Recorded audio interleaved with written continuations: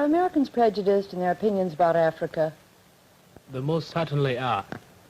How could they be objective about African Negroes while they are prejudiced against American Negroes? I disagree with you completely. I think that Americans are prejudiced for African natives and are very prejudiced against white people in Africa. Well, I'm getting confused. How can Americans be for and against Africans at the same time? Well, if I say anything, I'm going to confuse you still more. As an Ethiopian, I'm prejudiced against both white people and Negroes. Discussion are 4 high school students from 4 different countries in Africa. Let me introduce them to you now. Here is Amelia Day from the Gold Coast. Amelia is 18 years old. Here is Susan Rennie from the Union of South Africa. Susan is 17. Susan, those school uniforms, are they always that short? No, this is actually a dispensation. I'm a senior, but the other girls have to have them 3 inches above the knee. Very interesting study in native costumes. Thank you. Now let me introduce the boys, will you?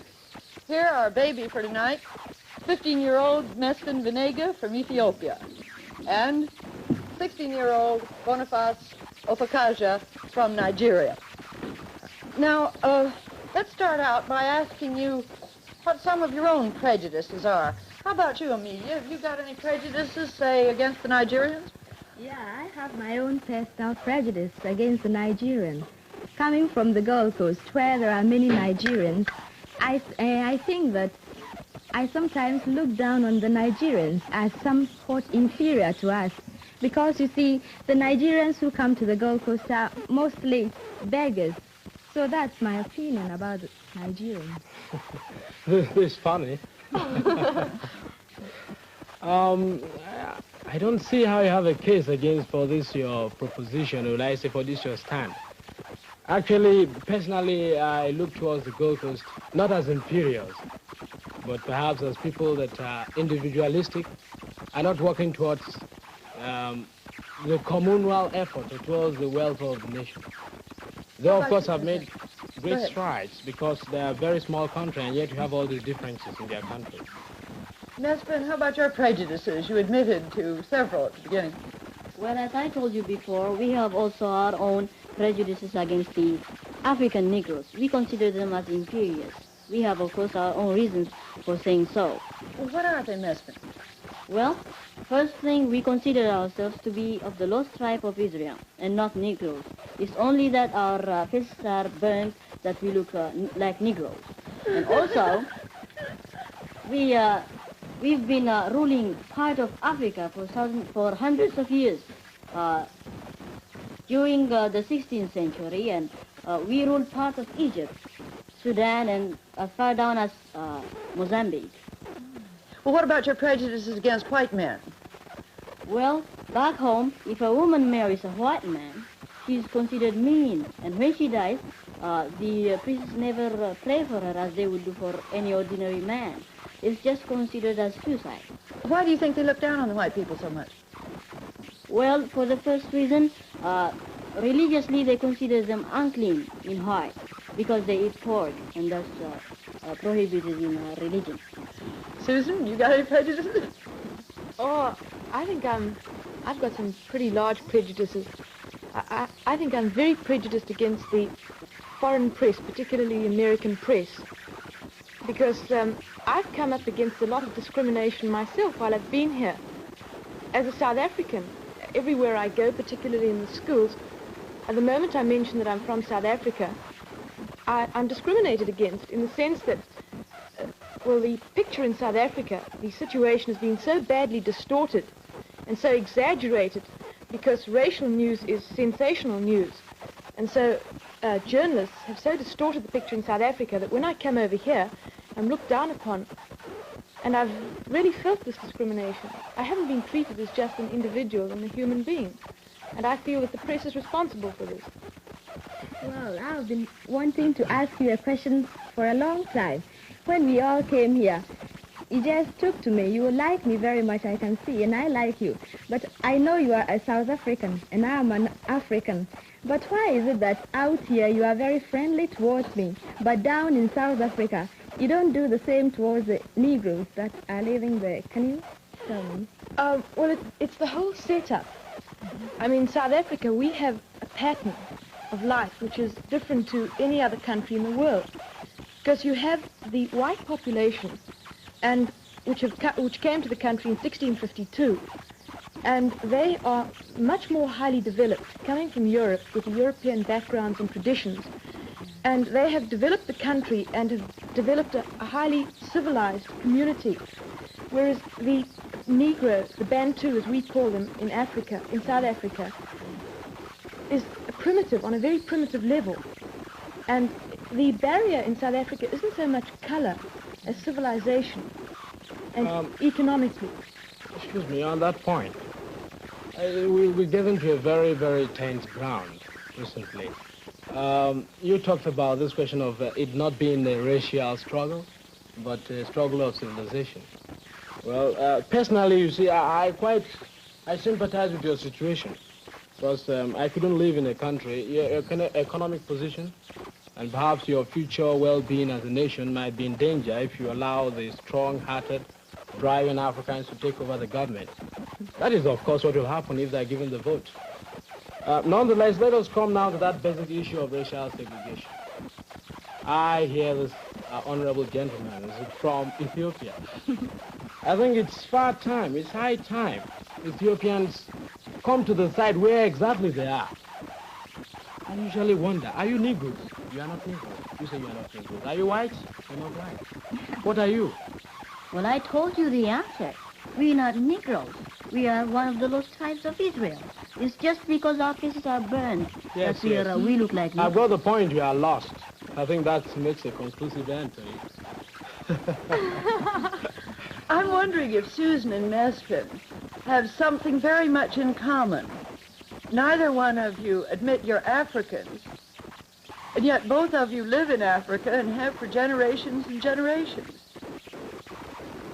Well, I won't say that we're naturally, because we're a different ethnical group, we're not Africans in the sense that the Negroes and other groups have actually originated in Africa. But I consider South Africa my homeland and my fatherland, and I always will. And there is a misconception that exists. Most people think that the white settlers came to South Africa and took the land from people who Oh, no, it is not, and I'll prove it to you. Who came to South Africa and took it away, as the whites came here to America and took it away from the indigenous occupants. In 1652, when the first white settlers arrived at the Cape, the Bantu, as they are now known, the Negroes in South Africa, were still coming down from equatorial Africa, migrating. And it's a fact that they had not yet entered what is now known as South Africa, the borders of South Africa.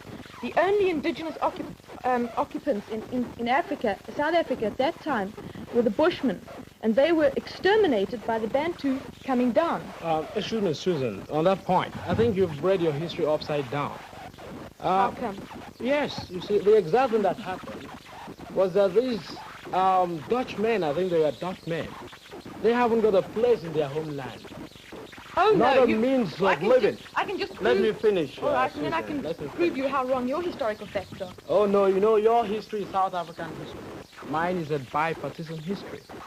Well, this man came without any means of livelihood in their own country, with the economic background without any meaning at all.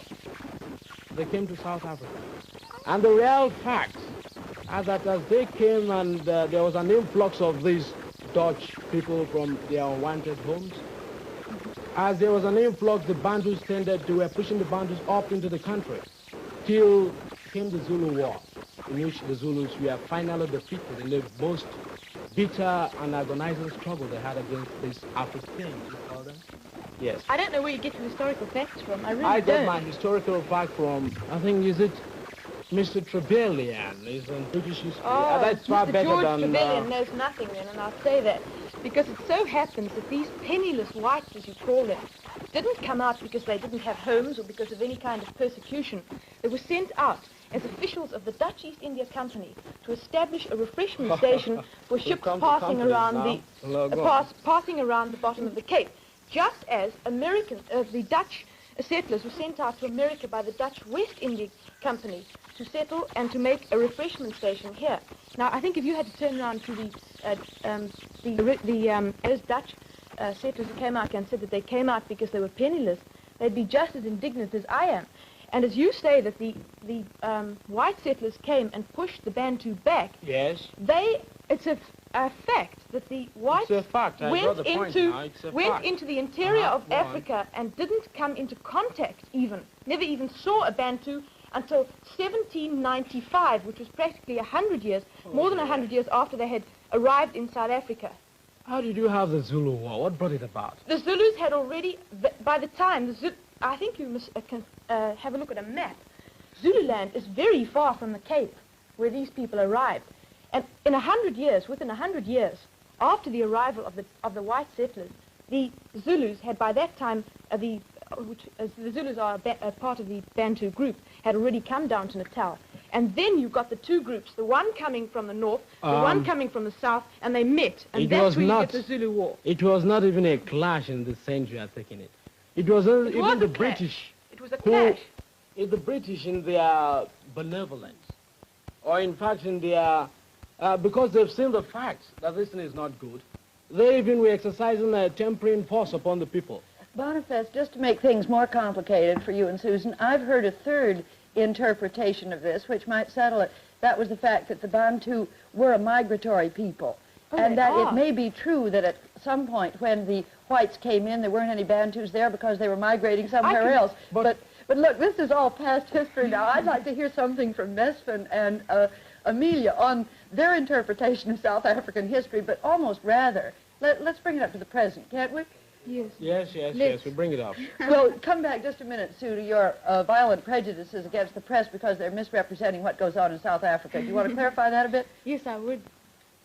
Will you? No. Well, I know one outstanding example of misrepresentation. We read in an American, I think it was a magazine, I won't give the name, although I could very easily. This journalist quoted Dr. D.F. Malan, who is an ex-Prime Minister of South Africa, as saying, and I quote, "The Negro does not need a home. He can sleep under a tree." Well, not only is this absolutely fictitious, but he forgot to mention the fact that brick and concrete trees, known to most people as houses, are costing thousands, millions of dollars of the white taxpayers' money annually. What did you say? I didn't get the point. You said what houses? Well, you see, this journalist said that Dr. Yes, Malan... I got that point. You say what houses costing the government millions of dollars? I What said houses? concrete and brick and cement houses for the Bantu peoples. But these are the Bantus that are working for you in the factories. How did you get the money? They got the money, they mined the gold, got the gold, and you sold the gold outside. You got the money and you say the money is yours. Of course You it can't is. do that's a contradiction, Look, please. we came along. We bought the machinery. We developed the mines. From where did you get the machinery from the mines in Johannesburg? Do you own the No, mines? we got Who our worked the machinery. mines? We got our machinery from Great Britain. Who From worked- the money that was what was got with the diamonds and How did you get the diamonds out of the alluvial. ground? No native labor there. How did you Boniface. get the diamonds out of the ground? They I want weren't that. dug out of the ground. They were alluvial diamonds. No native labor there, my boy. What do the natives do? You know what, Suzanne, one point you must get right down to the crux of the matter, is that in this country, the Africans are really the backbone of your economy. And it is one of that cases where you get this question of man's inhumanity to man. And every day you come here to complain about misrepresentation in the American press. In the actual matter of fact, the American press is giving a fairly good view of the whole situation been because to they South have the color Africa? problem themselves. Have you been to South Africa, my boy? I wouldn't even pay a penny to go there. Well, then, That's how for can sure. you talk? How can you talk? Because I have the facts. People come in there, get every people, no means of living. How can I go there? I want a house, I want a home, I want position in society. Well, look, they're getting it. They're Sue, getting let's exactly ask- what they want. I'd love to hear from Amelia and Mesfin what if their picture of South Africa is the same as Boniface's It is. should be the same weight. Well, coming from Africa myself, naturally I would be a little embittered against the whites in South Africa because from what we hear, they are mistreating the Africans there. But personally, I have no preconceived ideas against the whites because, frankly, I haven't been there, and you can't always trust what you hear from people or what you read from the press. So I have no solid facts about South African problems. Actually, I myself am against the South Africans because, I mean the white people in the South Africa, because in whose house can one come and take away They haven't the taken away any land. property? Because what they are doing now, the white people are mining and taking the property for themselves. And that's what they shouldn't do. Because the native people who are living there, they should have what is the property of theirs. Well, actually, before I came from Ethiopia, I was reading about this in the press, and they were pretty hot about it. They were against the white people. The same thing could happen to them, of course. On this oppression business, if you say the Bantu in South Africa are oppressed, how do you account for this fact?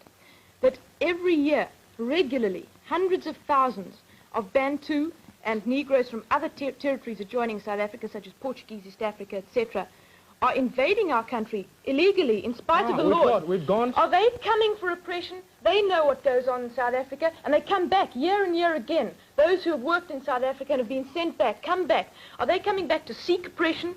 Your query, this does not answer what I am driving at. The Africans have the land. They were there before they do you. not have the land, and They they were mine not the there before gold. us. All right, wait a minute, Susan. Let me get my point straight before you go. They mine the lands, they get the diamonds, you sell the diamonds outside. And when you get the diamonds, you say they are not to be given their own fair share of the quota. Have you read Cry the Beloved Country? Yes, I have. How? It's a one-sided Look, view. one-sided view, and it was written by an European. How could Europeans be having one-sided view about their own They're king and radicals in king? every nation. Radicals? You are radicals in South Africa, then? Oh, no, we're not. Look, Mespin was just talking about, and all of you, about the importance of news about South Africa in the Gold Coast, in Nigeria, and in Ethiopia. I'm wondering whether news about racial problems in the United States also takes up a good deal of space in your countries. Does it in the Gold Coast? Yes, very, because after all, the Negroes come from the Gold Coast, and we feel very badly about what the Americans are doing to our Negroes. I know that one of my ancestors probably came here too, and from what I hear in the Gold Coast, the Americans don't give the Negroes a fair chance of activities here. For instance, they don't give the Negroes the same education as they give the white Americans. And also, for instance, a Negro wouldn't be permitted to go to ride on the same bus with a white man. As for me, I don't think that color, which is purely a natural thing, can be such a great bar to human understanding. And I think America is a democratic nation, as it calls itself. But this one thing really doesn't show it all very well as a democratic country. Amelia, you've been in the New York area for about a month now. Does the picture you had of America that you've just described correspond to what you've seen here in the schools and the communities you've been in?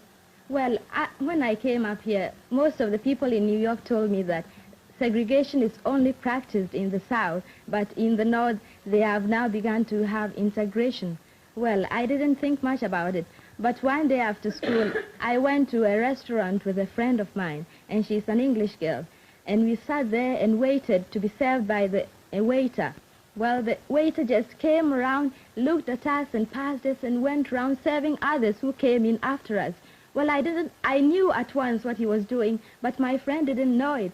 So she walked up to the waiter and said, "Well, we've been waiting here so long, won't you serve us?"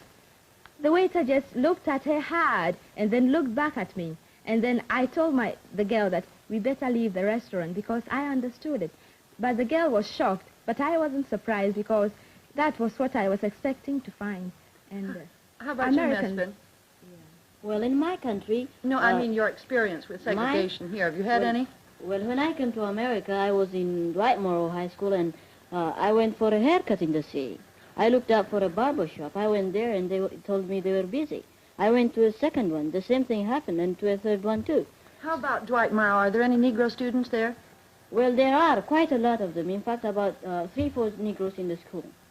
And they are well treated as the other white people, and I'm happy about it. In fact, one of the vice president of the school is a Negro himself, Linton Marsh. How about you, Boniface? Have you met segregation at all here? I've not met it. I think they must be pretty lucky Because I've been looking forward to get this segregation against me, but I have not got it yet. It's an irony that the South African will get it and I wouldn't get it myself. Well, Susan really has felt some here. It's interesting that you're the only one who has not. Yes? What are we after now? I think we'll come back to this question of I think it was the United States racial problems. Well, I feel, of course, that the outlook here has continued to be better. You do? I do.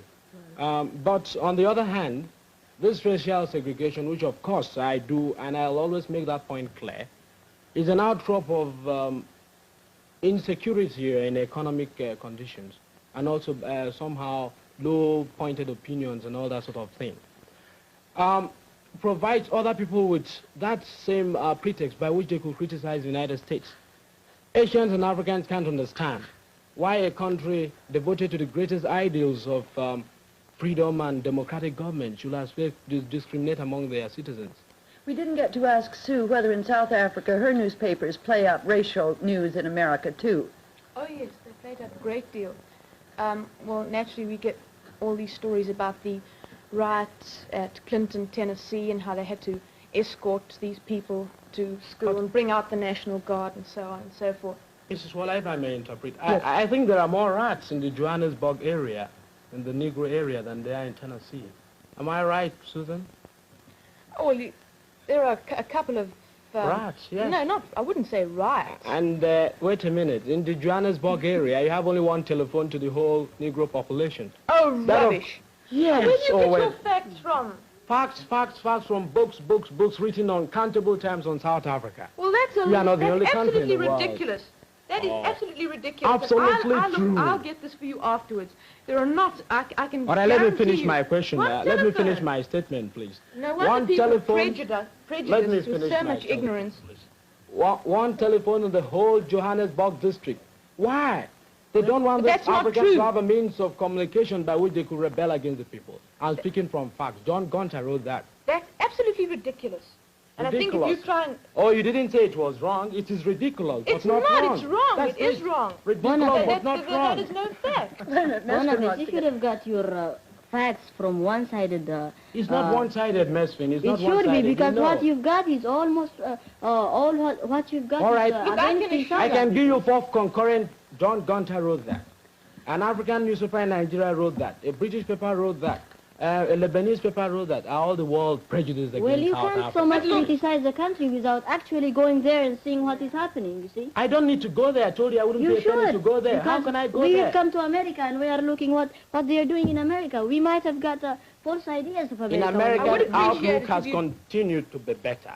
In South Africa, the outlook has continued to be worse. As a matter of fact- And that with you on exactly, that. I Ms. disagree Mesfin. with you. As a matter No, of that fact, we are exactly. progressing. Wait a minute, Susan. That exactly, Mesfin, is what, Susan, I think you better take care about this. When these Africans come to learn that they are really being discriminated, they are learning now. And when they rise, you know what has been imposed upon the people by law? Or what has been suppressed when you get the people really suppressed? When they rise, they shall throw away that same government. And you are... Well, look, instead you've of- had your speak, I'm going to have mine now. It so happens that this apartheid, which you most probably have misinterpreted already, No, you misinterpreted just a minute, yourself. let me speak, Not is me. working towards a solution in South Africa, and it so happens that there will be no riots, nothing like that. This apartheid policy, which I will afterwards speak to you about, seeing I think there's only very little time, is working towards getting self-realization and self-rights for the black people within their own areas. And I think if you make a careful study of apartheid, you will see, and already they've started legislating in South Africa and spending vast sums of money. Within the next 20 years, we're going to have a solution to our problems. I've spent 15 years learning it, and every day I become more prejudiced against South Africa. I don't need to spend a day more. But And I think for you're getting your instance, facts from the wrong source. not That's all from I the can wrong say. source, please. You're getting your facts from the government laid out principles and practices. Well, by I which racial live there. segregation will I be live there. I ought discriminated. to know. I don't you want to you live live there. 7,000 miles away. How can That's you know? not better. I have a home, I have a house, I reading can walk anywhere I propaganda. have. Reading propaganda. Unfortunately, our time is running out. Let's put that down. I'm wondering if anybody's got a final word to say on the subject of prejudice and where they come from. Yes, Mesfin? Folks, I understand I'm becoming an African, I suppose. Well, and I think, Susan, I'm sure that government policies sometimes conflict because you and I get on so well together. And I'm sure that this time our governments are in the wrong. So if we get on together, I'm sure in the future they will try to understand each other better. Winifred? I think the important thing to consider is whether on the balance, the direction in which a nation is going is the right one. If two different, even contradictory opinions or points of views can be hospitable, can be exist in hospitality in the United States. You're talking about Amelia's point at the beginning now. At the beginning, yes. Yes, when she said that Americans, she was confused because they could be pro and anti at the same time. Yes. Can have hospitality in the United States. This is progress. It may not be, it is not weakness. The dynamism of a democracy that dynamism gives of the hospitality yes. to two points of view. I'm sorry, that's all the time we've got. We'll be back again next